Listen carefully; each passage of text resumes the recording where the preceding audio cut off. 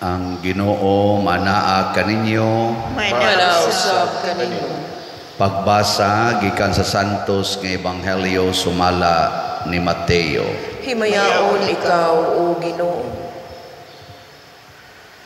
Unya si Jesus miingon, O Amahan, Ginoo sa langit ug sa yuta, nagpasalamat ako kanimo kay gipadayag mo man ngadto sa mga walay kahibalo ang imong gililong sa mga maalamon ug sa mga makinaadmanon. O Amahan, natuman kini kay maumay imong gusto ug pagbuot. Ang akong Amahan naghatag kanako sa tanang butang. Walay nakaila sa anak gawas sa Amahan, ug walay nakaila sa Amahan gawas sa anak, ug kadtong mga tawo nga buot sa anak nga makaila sa Amahan. Ang Ebanghelyo sa Ginoo. Dayon ikaw, O Kristo.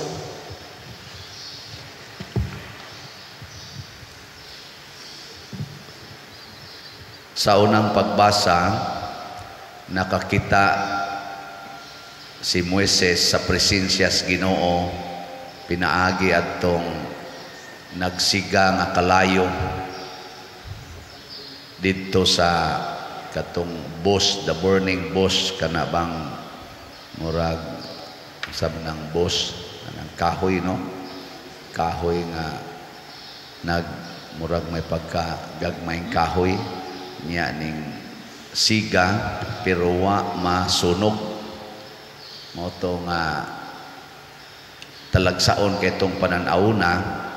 Pag adto namo dito sa bukid sa Sinai katong pagpilgrimage, gitudloan mi adtong lugar nga mao kuno to dito gasiga ang kuan, wala naman sa dito'y kahoy nga katong nisiga, pero mao kuno tong lugar nga dito ang Ginoo nagpakita ni Moises. Niya lain na sa niyang pagkakita sa Ginoo, kadto na sang naghatag ang Ginoo sa kaning napo kasugo dito sa kinatumyan atong maong bukid nga Sinai, nakaabot sad mi dito lakaw. Niya lain na sang paagi nga ang Ginoo nagpakita ni Moises kadtong inigsod niya sa katong tulda diin gibutang ang napo kasugo katong gitawag og Ark of the Covenant. Makakita siya dito sa Ginoo, magistorya sila. Nya si Moises di gid siya mutan-aw sa Ginoo. Bisag ang Ginoo moagi niya, di siya mutan-aw kay basin o niya mamatay siya. Kay makakita sa Ginoo sa ilang hunahuna sa una, mamatay man ta. Kay ang tanang makakita sa Ginoo kana ra yung patay na. Munag kana bitang mga taong himatyon, kabantay mo kana magpinal. Mo istorya na sila, kita sila sa Ginoo, akong mama giaga kuno siya sa Ginoo, awa magdugay, patay dayon. Gilingay mo to pa di nakita na ka Ginoo.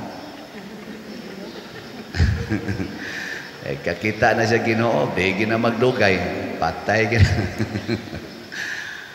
Pero sa tinud-anay, pag-abot na ni Kristo, human sa pila na ka siglo nga gikan atong nakakita si Moises sa Ginoo, pag-abot na ni Kristo nga mao na gid ang Ginoo nga nagpakatao, iya na jung gipakita sa kinatibuk-an ang naong sa Ginoo. Matud pa ni San Pablo, dili na ni kadtong Ginoo nga magkayo sama sa nakita ni Moises. Dili na sad ni mao ang Ginoo nga murag dugdug ang tingog, inigtingog nga usahay ang mga tawo moingon, Moises pahiluma ang Ginoo kay mga matay mi sa ka nang saba. Murag sila mamatay sa tingog. Di na sad ni kadtong Ginoo nga mura og kana ganing magpakita ba nga dito atong Ark of the Covenant. Pero mao na ni ang Ginoo kuno nga mahikap, maistorya, unya gani karon Ginoo na ni nga pwede nato kanon nahimong pagkaon. So nakakita na tas Ginoo. Labi na gyud dinhi sa Santos nga Eucharistia. Pero tinuod ba gyud ang nakakita as Ginoo? Inyong paminaw. Sige naman gyud magsimba inigingos pare lawas ni Kristo unsa inyong itubag? Yan ituo gyud mo nga si Kristo na. Ay be kano be unsa may timailhan nga nakakita na kag Ginoo. Unsa man? Sa dihang sila si San Pedro, silang katong mga apostoles ba?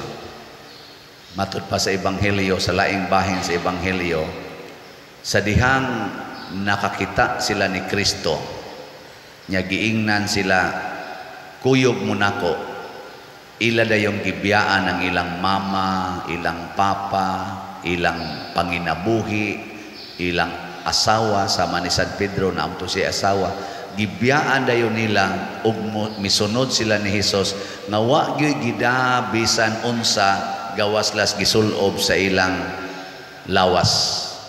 Ditsog yung sunod.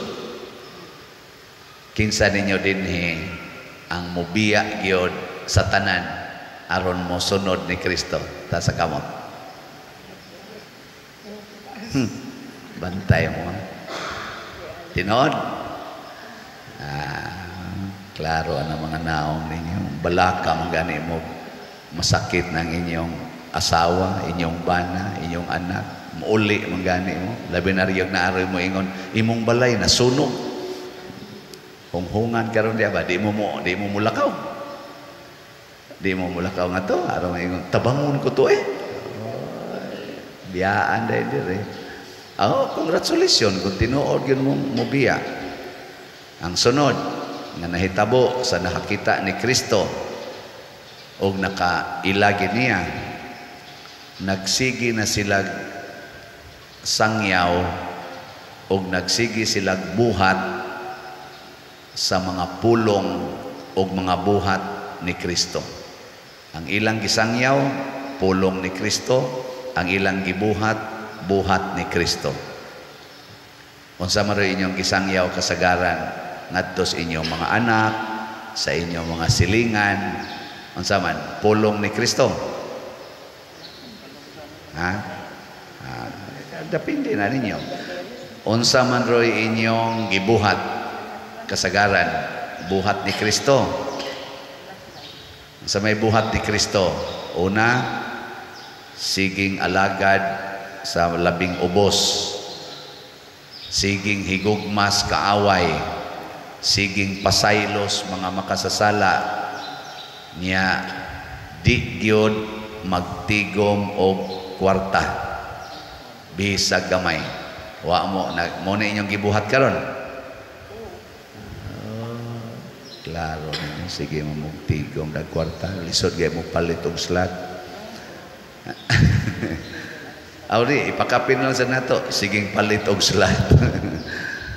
Mao na ibuhat ni Kristo. Unsa may iyang buhat? Ang iyang kaugalingon gihimo niyang kaayuhan para sa uban. Wa niya himua nga ang iyang isig katao mahimong kaayuhan sa iyang kaugalingon. Kana bang panalitan mo trabaho ta matud pang Kristo, o mo trabaho mo ayaw mo pangayo og bayad. Naba mo anang hunahuna, kung mo trabaho mo, ayaw mo pangayog bayad. Kung magpahula mo, ayaw mo paningil og bayad. Mo ana, hunahuna.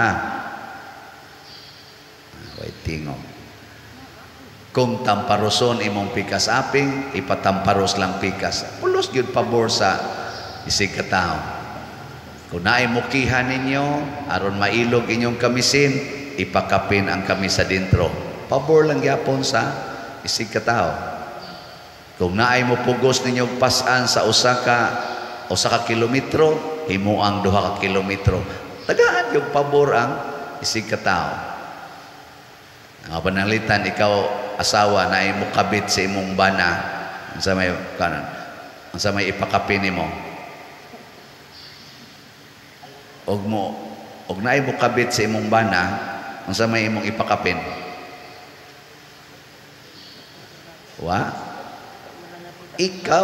Ikaw asawa, ikay pakapin dito, magpakamid kanilang duha. Magpamid ka ba? Ikay tig-alagad nilang duha. Sagot ka na. Uy. Reklamo na. Mo na buhat ni Kristo gud. Mo na iyang buhat. Tanawa si Maria.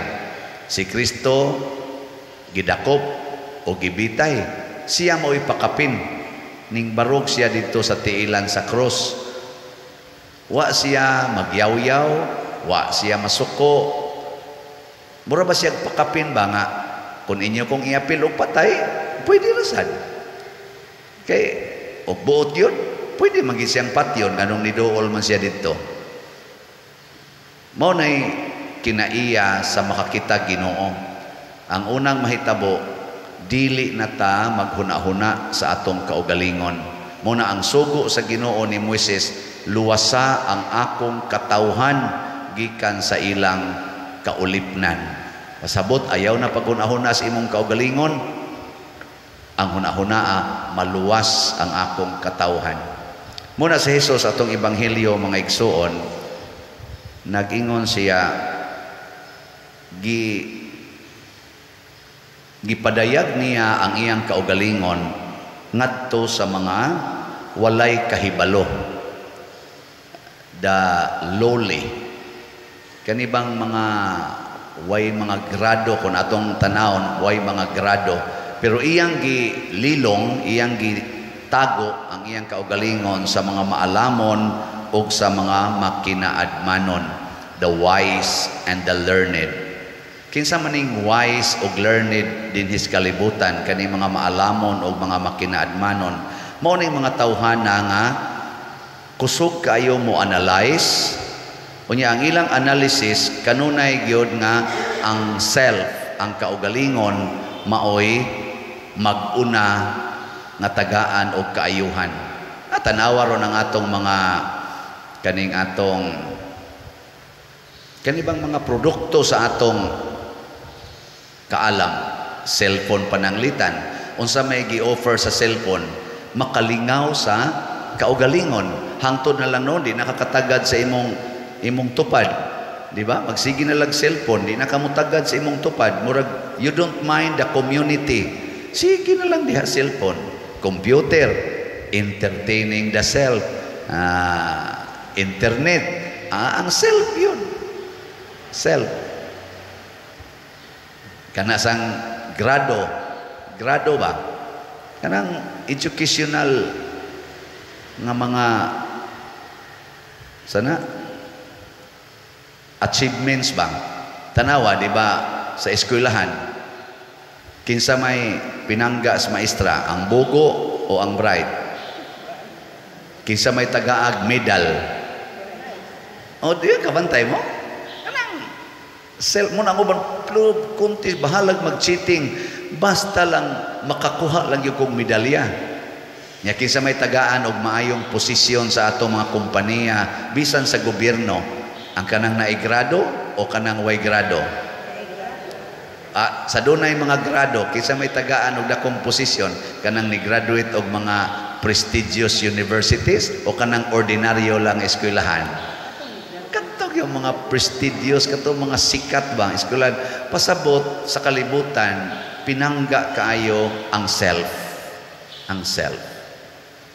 nya magkompetisyon dayon, kompetisyon bisan din sa atong sa atong kaning political system, bisan gani din sa simbahan, daghan kaayo nato na apektuhan aning maong panghuna-huna nga nagtuo ta nga kining mga bright kaayo kana mga doktor diha sa unsa na mga doktor nila, mauna sila'y nakakita Ginoo. Dili di ay oftentimes di na sila kakita.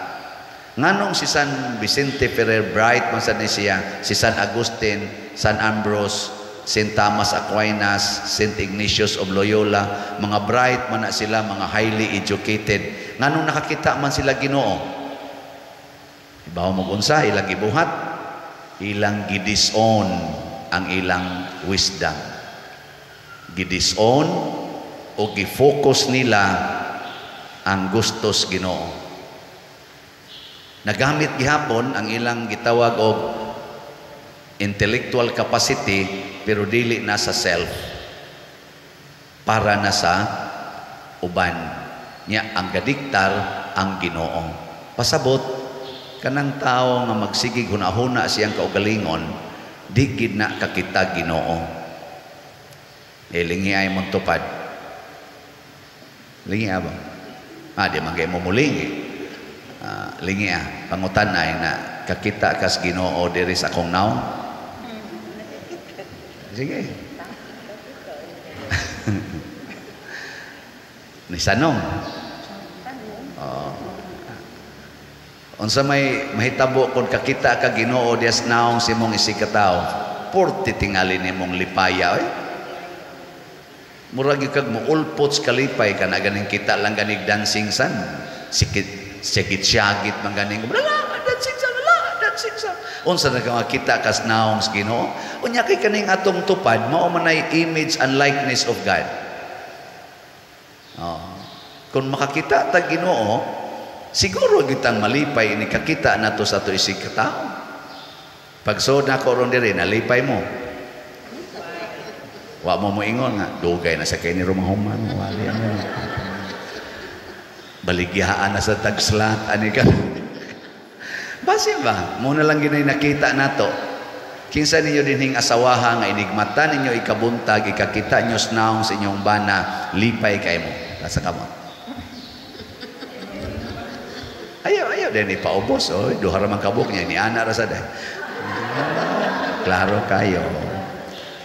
Sige, arin lang tas mga bana, kisang banaha dinhing sukad yun pagkaminyo ninyo, hangtod karon malipayon jud kay mo makakita sa naong sa inyong asawa. Tas kamo.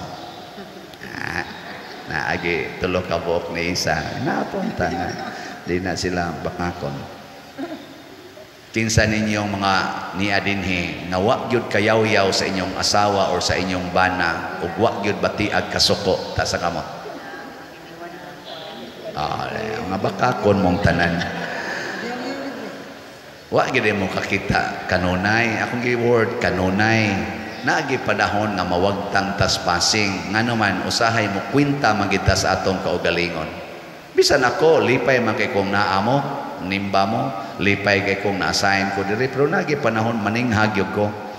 Nya ngano man ngano inani man ta tungod kay dili kita kanunay nga mobiya sa atong kaugalingon. Mao na mangayo kita gracias Ginoo, i-renew gini nato kada adlaw ang atong pagtan-aw sa Ginoo. Di ta magsalig. Abi kay nakakita kas Ginoo karon, basig di nakakita sa Ginoo ugma. Si Moises kakita sa Ginoo pero nadagid siya nadugay sa iyang mga kuyog nga mga buangon. Mao to nga nakasab-an sa siya sa Ginoo ug wa sad siya kasod sa promised land. Namatay siya dito sa atbang sa promised land. Ang ning tabok na ngadto ang iyan ang mga kauban na katong next generation, ilang Joshua katong iyang assistant. Pero si Moises naapil kay nasuko sad siya. Nya ningon ang Ginoo, nagpadamang kas kasuko sa aning imong mga kauban, maapil sa kagkamatay nila kay way usa ani nilang makasud sa akong pahulayanan. Mga matay ni mo to 40 years silang tuyok-tuyok sa disyerto, hurot-hurot yung kamatay katong original nga ning gawas sa Ehipto. Apil nas Moses nadaha siya mo na bantayan atong di ta madaha mo nang kanibitang namalit na tugsla nadaha na gini sila sa pagkakita sa Ginoo dinis atong panginahanglan. Salamat kayo. Pero doon na sa iyo ba wa na mo balik og palit. Nadasad sa sulti ba? Sige magkagpalit ana kayuhan naman na dito. Ikaw na man gani kay hapit bugas. Pero salamat sa naghigugma gyud kanunay sa Ginoo para sa atong kaayuhan. As of yesterday, ang atong SBF dag, ang atong halin, niabot na og 34,309 kaslats. Pagpak. Nya naapay nahibilin nga 41,691. Nag-anam na ginig kadyutay, no? Nya sa ato sang 4 slots challenge na nasa tay na dawat as of yesterday nga niabot nag 481 ka 4 slots challenge. Pagka kayo. Anong ato maning pakpakan? Dili tungod kay sila maoy naghatag nato, tungod kay sila nakakita sa presensya sa Ginoo nining atong katilingbanon nga proyekto, ang pagtukod sa atong kumbento, ang pagpalambo sa atong parokya, mao ni katilingbanon, dili ni self, dili ang ato ning kaugalingon atong gipalambo. Ang atong kaugalingon atong gigamit pagpalambo sa simbahan. Ug kun mauna ni ang atong attitude, mahimo natang church-centered or community-centered, makakita kita Ginoo. Pero magpabilin ganitang self-centered, bisan ganig ingno lang nimo family-centered, kanang imo ra yung pamilya imong higugmaon, bahala na ng pamilya des imong silingan. Self-centeredness gihapon na. Munang ayaw gyud palipat. Kanang imong silingan labi na ng labing ubos, mao gid na ang presensya sa Ginoo dinhis kalibutan. Kanang Ginoo nga niya dinhi sa sakramento, sa altar, maorasan ng ginuhua ang naa sa imong tupad. Gay katapusang lingi sa imong tupad. Nasugod karon, ikaw na gyud ang akong higugmaon. Pasabot dili na ang akong self, ikaw na. Tanawa, di ba? Ang uban ninyo, uwaw kayog naong. Hilasan ba? Hilasan. Sige lang. Anad-anad lang tani. Practice lang tani kanunay. Kaysa atong pagsigig himo ani, samas mga santos, muabot yung panahon nga kada tao nga atong makitaan, mahimog yung presensya sa Ginoo sa atong kinabuhi. Manindog ta.